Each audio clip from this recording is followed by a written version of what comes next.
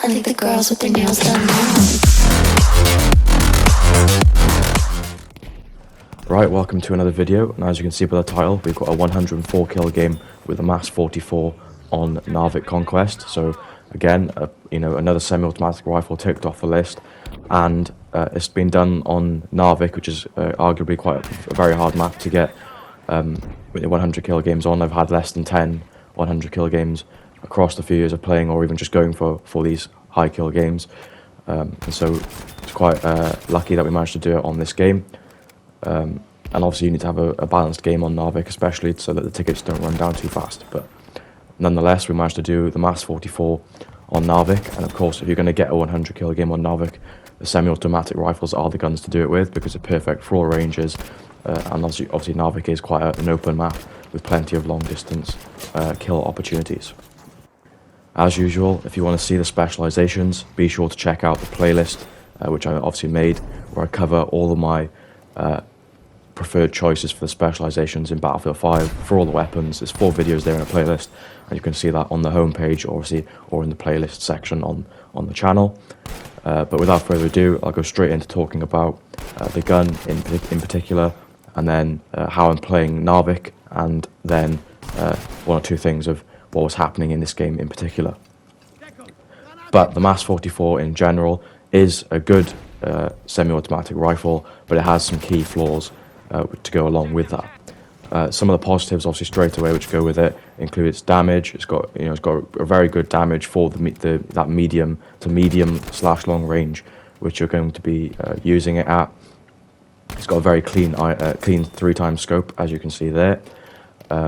Bullet velocity is very good, so it's good for tracking targets, and obviously improves that time to kill with bullets hitting the target at longer distances, as well as obviously having an 11-round box magazine, which will obviously reload the gun in a much quicker time than some of the other semi-automatic rifles, where you have to reload stripper clips or obviously individual bullets if you're not in that segment of having an exact 5 bullets left to reload the gun. And not only that, it has got a very good hip fire as well, as you can see by the crosshairs there, which I think is to do with one of the specializations which I have chosen as well. But nonetheless, it already has a fairly decent hip fire, which you'll see me use quite a bit. But in terms of obviously the sight, which I've gone for the 3x scope.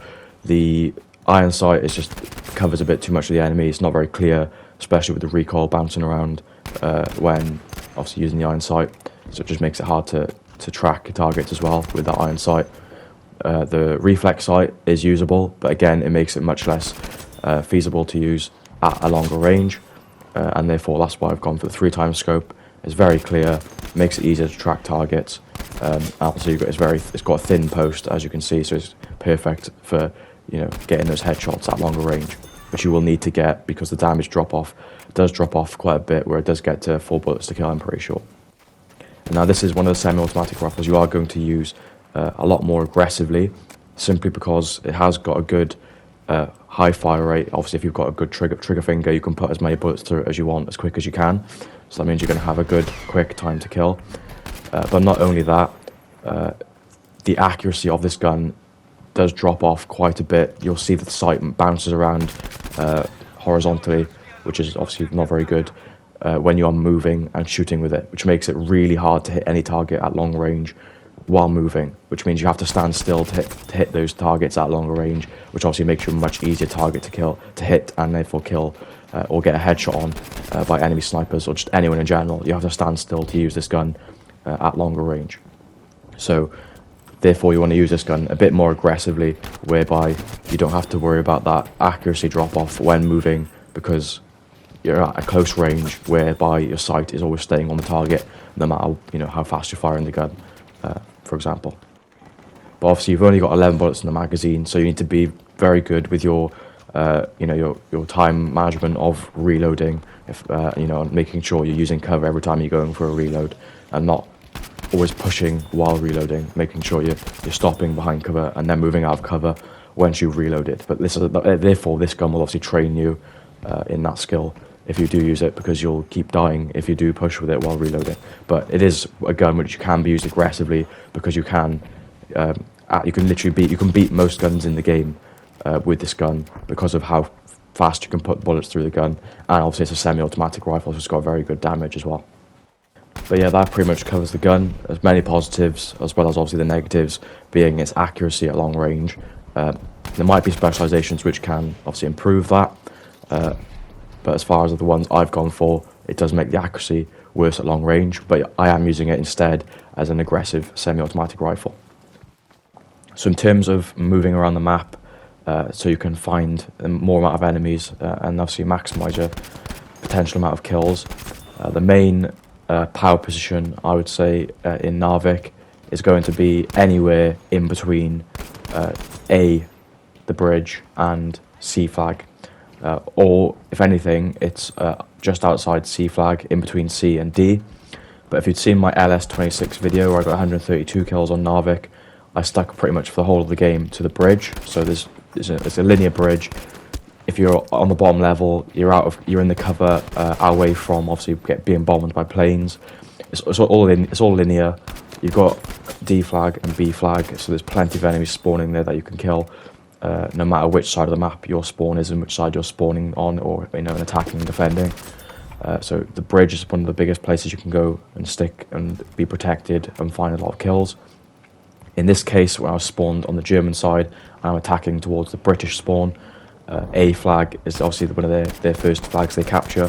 There's absolutely loads of enemies on here most of the time. There's always snipers lying down, so there's free kills. People on the stationary guns, so loads of free kills. Enemies always spawning on A, so plenty of kills on A, and you can look across towards the bridge as well.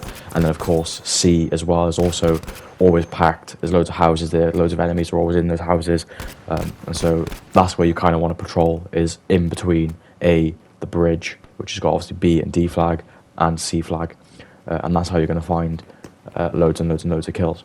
If you are attacking the other way, then you're obviously going to find loads of snipers along the ridge line in the middle of the map, as well as obviously you've got a lot of snipers who will lie down on the massive piles of just whatever those hills that are down along the waterfront, and so it's just, again, more free kills. Just be aware of where the snipers will be on this map, because it's a big map. A lot of snipers therefore play this. A lot of people play snipers in this map, and that can be a lot of free kills going towards those high kill games. But ultimately, stick in between and around A, the bridge, and C. Yeah, that's pretty much what I'm doing in this game right now. I attacked A flag in a bit of a dilemma here, because I'm on low health and there's enemies obviously constantly spawning, but I'm gonna get killed in a second. But that is essentially what I'm just doing now. They've got B flag, as you can see. I'm attacking A flag. They're constantly spawning here. Their spawn is obviously close to A flag as well, and so that's literally all I was doing, just picking enemies off as they come from B and A towards C. Obviously I wasn't down at the bridge this time, because all the enemies were at A, and my squad mates were up on this hill, so this is just the best spawn I could have got in this point. But yeah, there isn't really much explaining to do with the rest of this game, because once you know how to play the map, like I said, staying in between the A, the bridge, and C. Of course, I'm not doing it here for certain reasons, but in general, that's what you need to do. And there's no point in explaining the rest of the final few minutes of this game, because ultimately you just want to do what I just explained about the power positions and where you want to patrol. So anything you do see me in the rest of this game where I'm not doing that is wrong. So there's no point in me speaking about it and being good advice. Ultimately, I want to move from this position here into the area which I've explained. But hopefully something in this game, obviously I talked about, has helped you. And yeah, we'll see you on the next video.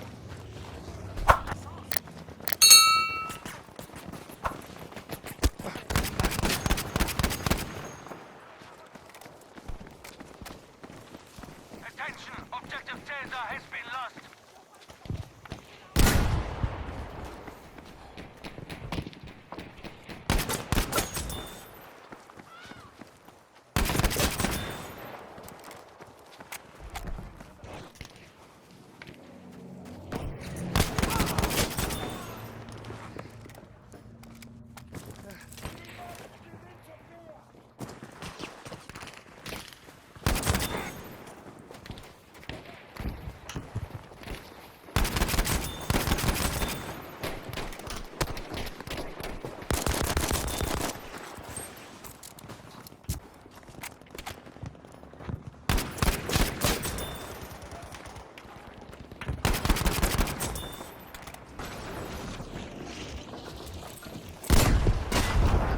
Granate!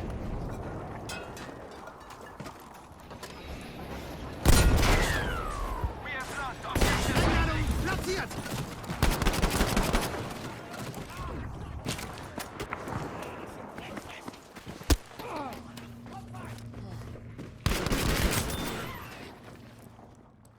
Ein Feind weniger.